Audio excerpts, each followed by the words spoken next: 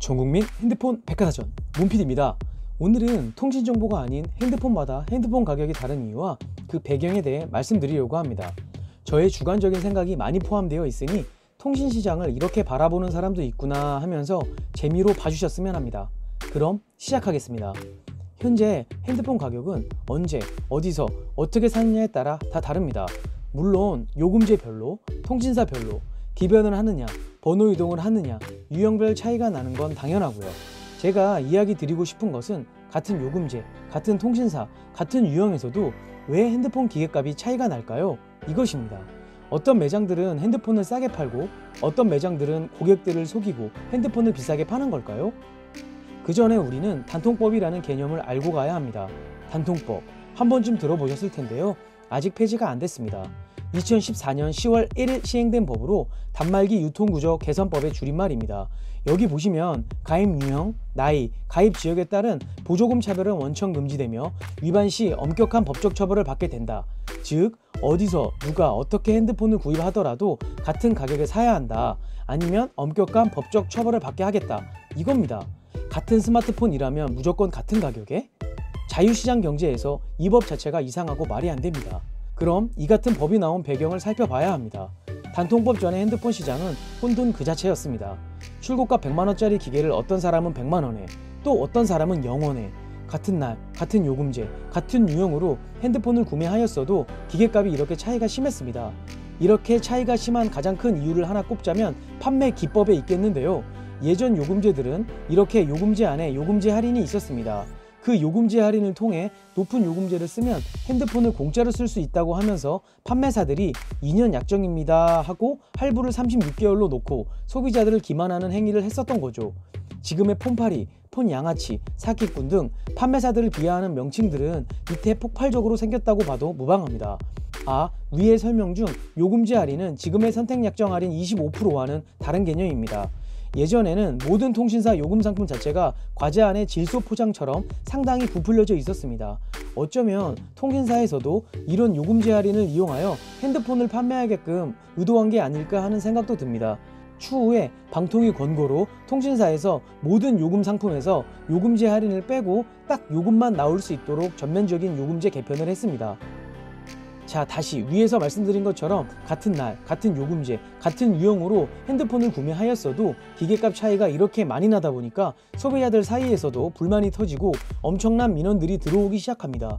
또한 스마트폰 출고가 거품이 너무 많다는 소비자들의 원성으로 인해 지금의 단통법이 탄생된 것이죠. 단통법이 시행되고 공시지원금 제도가 도입되었습니다. 즉 요금제별로 통신사에서 기계값 할인을 공시해 놓은 건데요. 일종의 스마트폰 가격 최저 보장제라고 봐도 무방합니다. 공시지원금의 15%만 판매사의 재량으로 추가 할인을 넣을 수 있게끔 가이드라인까지 정해주었습니다. 공시지원금은 통신사 홈페이지에서도 확인 가능하고 핸드폰 매장에서도 꼭 비치를 할 수 있도록 하였습니다. 또한 공시지원금을 받지 못하는 자급제폰 또는 2년 약정이 지난 핸드폰들에 대해 소비자들의 통신요금 부담을 줄여주기 위해 선택약정 할인 25%를 도입하였죠. 단통법 초기에는 거의 온라인, 오프라인 모두 스마트폰 가격이 거의 같았습니다. 소위 빙하기라고 하는데요. 핸드폰 가격 자체가 그만큼 꽁꽁 얼어붙어 있다는 뜻이죠. 아무래도 국가에서 시행하는 법이고 엄격하게 처벌한다고 하니 판매사들도 다 법을 지킨 겁니다. 소비자들 사이에서도 어디를 가든지 기기값이 같다 보니 가까운 곳에서 개통을 많이 했고요. 또한 아이폰과 같이 공시지원금이 낮은 핸드폰들은 공시지원금을 포기하고 선택약정 25% 할인으로 개통하는 비율도 엄청나게 늘어났습니다. 자, 이대로 통신시장이 이어져 왔다면 아직까지 모든 핸드폰들 가격들이 똑같았겠죠? 단통법이 시행되고 2달에서 3달 지난 시점부터 핸드폰을 싸게 사고 싶은 대다수의 소비자와 어떻게든 많이 팔고 싶은 판매자의 이해관계가 맞아떨어져 서서히 법을 어기고 싸게 파는 사람들이 등장합니다. 온라인과 집단상가에서 말이죠. 추후에 소비자분들 사이에서 성지라 불리우는 곳들입니다. 법이 있기 때문에 성지와 같은 곳들은 일종의 암호로 핸드폰을 팔기 시작합니다. 집단상가에서는 계산기에 숫자만 보여주는 판매 방식으로, 온라인 밴드와 같은 곳은 표인봉, 현아, 징 같은 그들만의 약속된 언어로 핸드폰을 팔기 시작합니다.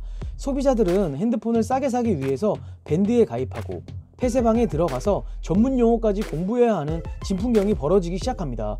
그럼 또다시 단통법 전에 혼란스러운 통신시장으로 돌아가는 걸까요? 아닙니다.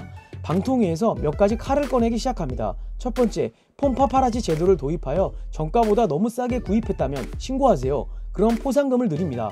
전문 꾼들이 생겨날 정도로 포상 규모가 엄청났습니다. 최소 50만원에서 100만원을 호가하였죠. 두 번째, 통신사끼리 얼마나 핸드폰을 싸게 파는지 서로를 싸우게 합니다. 즉 체증이라 불리웁니다. 구매 체증, 상담 체증 등 여러 루트를 통해 SK에서는 얼마큼 빼주더라, KT에서는 얼마큼 빼주더라 자료를 만들어 통신사들끼리 견제를 하는 장치를 만든 것이죠. 세 번째, 직접 단속을 통해 핸드폰을 싸게 파는 매장들을 단속하고 벌금을 매기고 심지어 영업정지까지 이르게 합니다. 방금 말씀드린 규제들 때문에 모든 핸드폰 매장들이 다 싸게 팔면 그만 아니냐 라는 무릎에 답이 될 듯합니다. 시간이 흘러 현재는 방통위에서 인력 부족 핑계로 손을 놔버릴 정도로 온라인, 밴드, 집단 상가들은 불법 보조금을 통해 대놓고 팔고 있습니다. 물론 전국의 많은 매장들도 금액의 차이만 있을 뿐 불법 보조금을 이용하여 그렇게 팔고 있지만 소위 성지라 불리우는 곳에서 파는 가격은 모든 매장에서 제공할 수 없습니다. 판매량과 파는 채널에 따라 통신사에서도 차별적으로 리베이트를 제공하고 있기 때문이죠. 아직 법에 단속이 있고 가격도 그렇게 맞춰줄 수도 없고 많은 오프라인 매장들은 그렇게 팔고 싶어도 팔 수가 없는 게 현실입니다. 그리하여 소비자들이 칭송이 가득한 핸드폰 성지들은 주변 매장에서 바라볼 때는 마치 통신 생태계를 초토화시키는 황소개구리와 같습니다.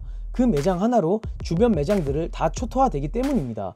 그로 인해 판매사들끼리도 서로 대립하게 되고 소비자들도 층이 나누게 됩니다.